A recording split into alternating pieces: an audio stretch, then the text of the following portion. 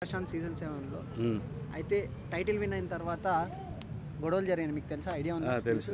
ప్రస్తుతం జైల్లో ఉన్నాడు, జ్యుడిషియల్ రిమాండ్ 14 days వరకు. వారెంట్ లేకుండా అరెస్ట్ చేయడం జరిగింది. దీని వెనకాల ఎవరున్నారు అనుకుంటున్నారు మీరు? అంటే రైతు బిడ్డ అని చెప్పేసి 100% అతనికైతే 100% న్యాయం జరిగింది. తర్వాత బిగ్ బాస్లో ఉన్నంత వరకు బాగున్నాడు. అతనికి 100% ఎంత న్యాయం జరగాలో ఒక కామన్ వ్యక్తి మీ సపోర్ట్ వల్ల ఈరోజు ఆ రేంజ్లో వెళ్ళిపోయాడు. ఒక ఓన్లీ మీడియా సపోర్ట్ వల్ల ఈరోజు ఆ స్థాయిలోకి వెళ్ళిపోయాడు, పవర్ఫుల్ స్థాయిలోకి వెళ్ళిపోయాడు. దాన్ని 100% నిలబెట్టుకోకుండా ఆల్రెడీగా ఆడ బస్సులు ఆర్టీసీ సంస్థ అంటే మన ప్రజల సంస్థ, అది ఆర్టీసీ అనేది మన ప్రజల సంస్థ. దాన్ని చేయడం అనేది ఎవ్వరు దాన్ని అదే తీవ్రమైన, ఎందుకంటే లా అండ్ ఆర్డర్ ప్రాబ్లం.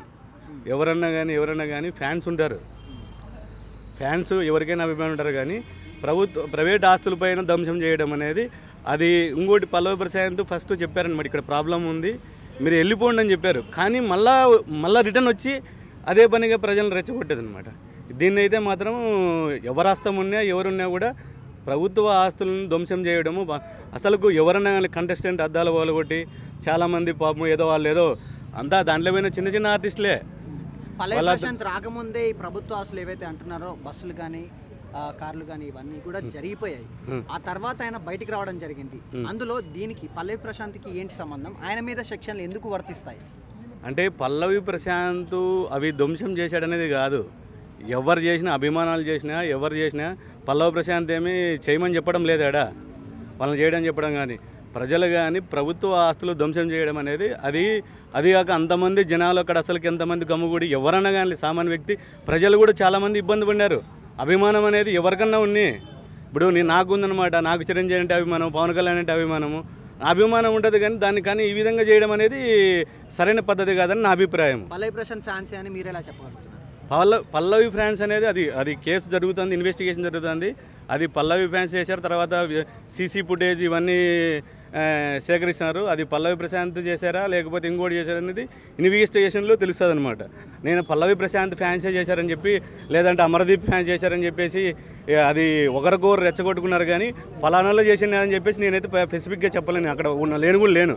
నేను కూడా మీ మాదిరి మీడియాలో చూసిన వ్యక్తినే కానీ ఫలానా వ్యక్తి చేశాడని చెప్పి నేను కూడా చెప్పలేను అనమాట. పల్లవి ప్రశాంత్ సామాన్యుడు కాబట్టి అరెస్ట్ చేశారు. అదే పలుకుబడి ఉంటే ఆయన అరెస్ట్ చేసేటోళ్ళు కాదు, ఎందుకంటే ఆయన తప్పు లేదు కాబట్టి. అక్కడ అంటే పల్లవి ప్రశాంత్ అది అక్కడ దాంట్లో స్పాట్లో అక్కడ లేడు.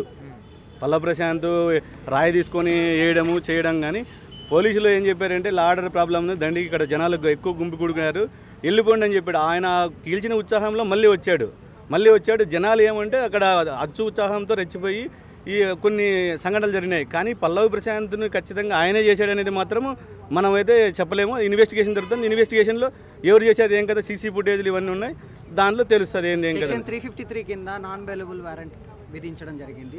ఇది వర్తిస్తుందా పల్లవి ప్రశాంత్కి? అంటే అంత పాపం ఒక సామాన్యమైన వ్యక్తి ఆ స్థాయిలో వచ్చాడు. ఒక మానవతా దృక్పథంతో అన్ని సెక్షన్స్ పెట్టి నాన్ బెయిల్ క్రిమినల్ కేసులు పెట్టి ఆ విధంగా చేయడం అనేది మాత్రం అది కొద్దిగా పోలీస్ డిపార్ట్మెంట్ ఆలోచించాల్సిన విషయమే. అతనేమి అంటే అభిమానులు ఉన్నారు కానీ అతనేమి చెప్పలేనమాట. ముందుగా అతను బిగ్ బాస్ నుంచి బయటకు వచ్చాడు, అందరికీ ఫోన్ చేసి మీరు బస్సులు పోగొట్టండి, లేకపోతే అది చేయండి ఇది చేయండి అని చెప్పలేదన్నమాట. బస్సులు పోగొట్టండి లేకపోతే ఇంకోటి చేయండి. ఆయన ఏమి రాజకీయ నాయకుడు కాదు, లేకపోతే పొలిటీషియన్ కాదు, ఆయనకి ఇక్కడ బ్యాక్గ్రౌండ్ లేదు.